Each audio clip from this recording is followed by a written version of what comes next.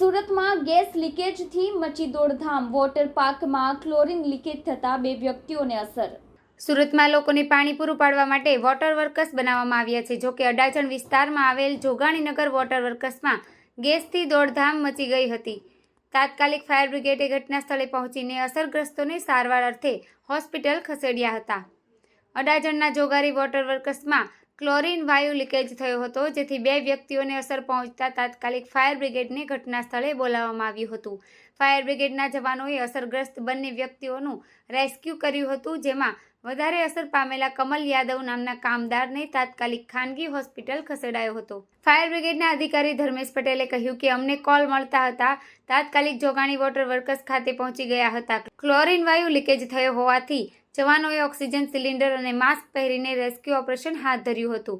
હરિઓમ દેસાઈ કોન્ટ્રાક્ટરનો કમલ યાદવ નામનો કર્મચારી વધારે અસરગ્રસ્ત હોવાથી ખાનગી હોસ્પિટલમાં ખસેડવામાં આવ્યો હતો. ત્યારબાદ ક્લોરીન વાયુ લીકેજને બંધ કરવામાં આવ્યો હતો.